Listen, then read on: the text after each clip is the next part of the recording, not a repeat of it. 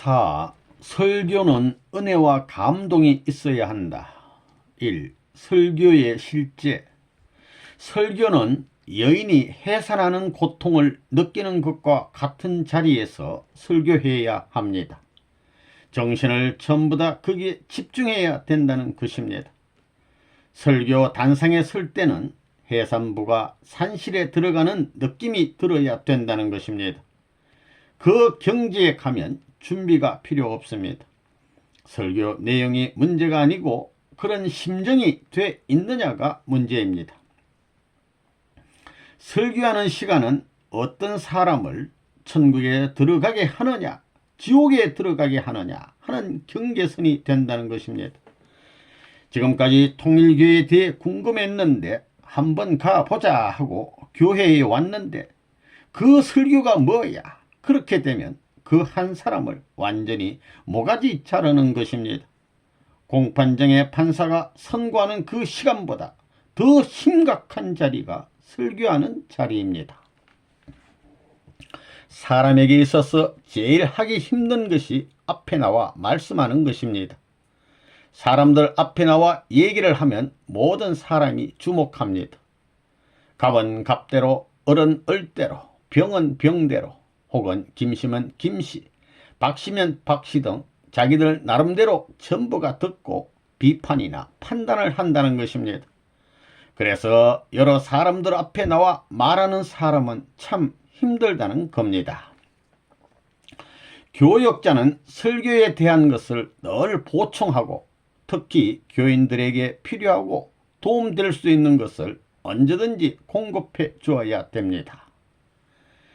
영적 지도자는 체율신앙이 없어가지고는 일을 못하는 것입니다.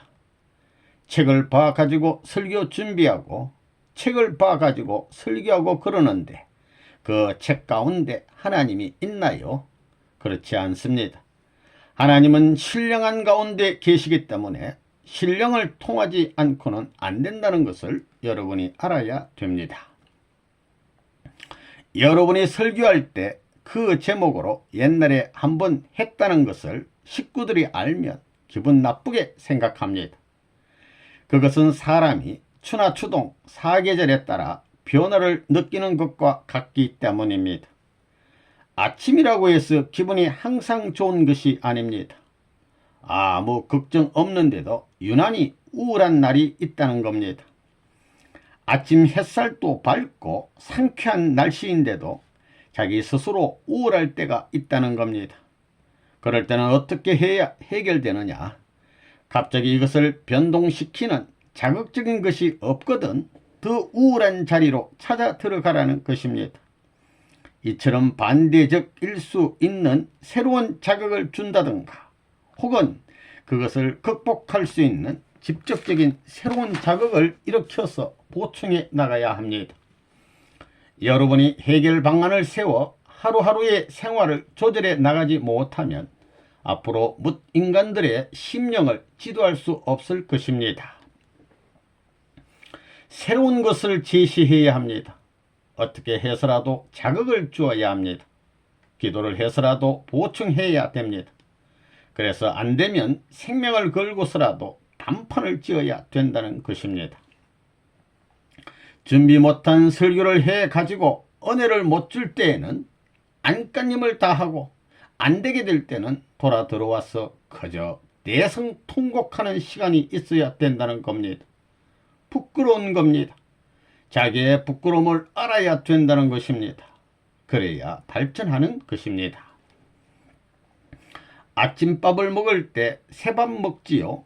새맛이 나야 된다는 것입니다. 마찬가지로 설교할 때에도 새 것으로 해야 됩니다. 영적인 면에서 새로운 무엇, 보양제라 할까 그런 것을 공급해 가지고 거기에 가미시켜 해야 됩니다.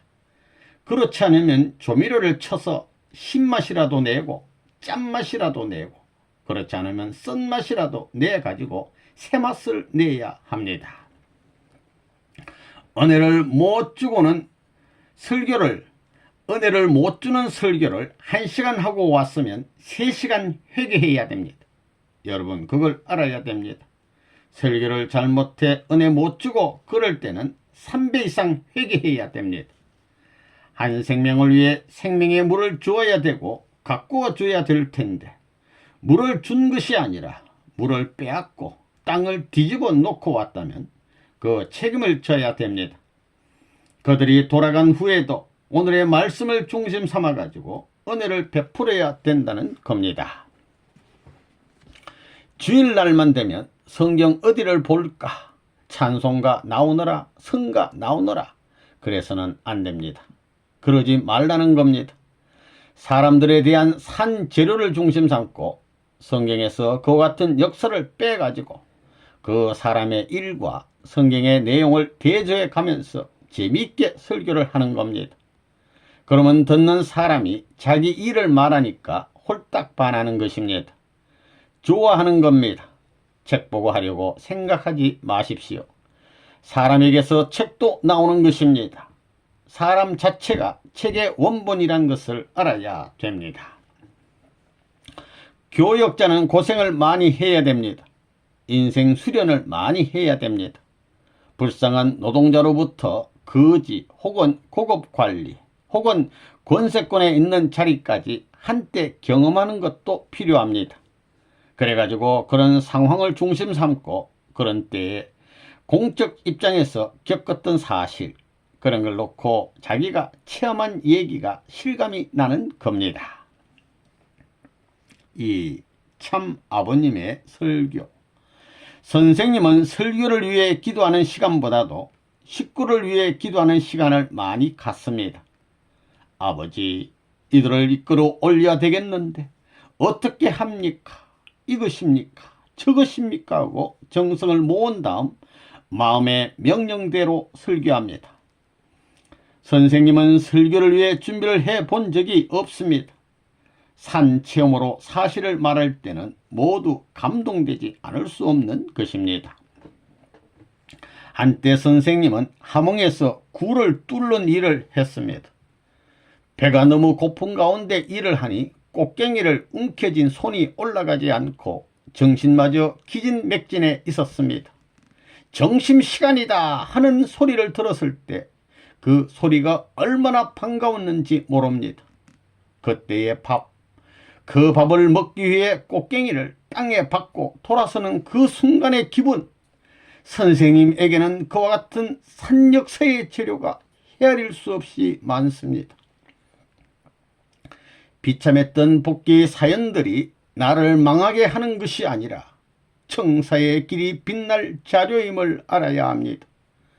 그래서 하나님이 간직한 보화를 끌어모을 수 있는 그날까지 가야 됩니다. 그런 순환의 사실을 세계 만민 앞에 털어놓고 이야기하면 다른 내용으로 1시간 설교하는 것보다 이 내용으로 10분만 이야기하면 통곡이 벌어진다는 것입니다. 그처럼 좋은 설교 내용이 어디에 있겠느냐 이겁니다. 하나님과 밀접한 관계에 있다면 설교 준비하지 않았다고 걱정하지 말라는 겁니다. 그런 훈련도 필요합니다. 내가 유명한 사람을 만나게 되면 하루에 10번 이야기할 때도 있습니다. 그때는 장소에 따라 다 내용이 다른 이야기를 해야 할 것입니다. 그런데 그것을 다 준비해 가지고 하나요? 그럴 때 마음은 완전히 제물로서의 자각을 하는 겁니다. 나라는 것은 있는 것이 아닙니다. 존재의식이 없는 것입니다. 소유관념도 없는 것입니다. 완전히 받쳐지는 자리에 서면 하늘이 같이 해주는 겁니다. 여러분들이 언제나 주의해야 할 것은 선생님이 지금 어느 방향으로 통해 나가느냐 하는 것입니다. 거기에 보조를 맞춰 나가는 것이 여러분이 설교하는 데 있어 제일 효과적인 방법입니다. 은사를 베풀 수 있는 동기가 되는 겁니다. 선생님이 이 시간에 무엇을 위해 무슨 일을 하는지 알려고 하고 상대적으로 심정적 기준을 선생님과 일치시키기 위해 내 마음을 끌어올려서 선생님 마음을 어떻게 대신할 수 있느냐가 문제인 것입니다. 여러분이 선생님 앞에 상대적 입장에서 움직이게 되면 천우는 거기에 찾아오는 것입니다. 주일날 설교할 때는 심각할 것입니다. 내가 여러분들 같으면 밤잠을 못 잡니다. 어떻게 잠을 잘 수 있어요? 남의 생명을 살리기 위해 주사를 놓는 것입니다. 강장제 주사 놓는 것과 마찬가지입니다. 식구들에게 일주일 동안의 약을 주고 강장제 주사를 놓아야 되는 겁니다. 생명을 다루는 의사가 생명이 경각에 달린 사람에게 주사할 때 심각한 것과 마찬가지로 그런 입장에서 지도해야 된다는 것입니다. 그렇기 때문에 단에 나설 때는 형장에 나서는 것과 마찬가지입니다. 설교할 때는 땀을 흘려야 됩니다. 뒷골에 땀이 흘려야 된다는 겁니다. 눈물과 땀이 없으면 안 됩니다. 그건 철칙입니다.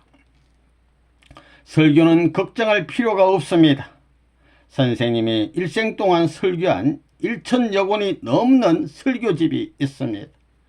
여러분이 영계에 가서 문답하게 될 때 난 보지도 못하고 읽지도 못했소 그러겠어요? 영어로 아예 번역을 안 시킬 것입니다. 이거 안 읽고 가면 큰일 납니다. 지도자들이 이걸 안 읽으면 큰일 나는 겁니다.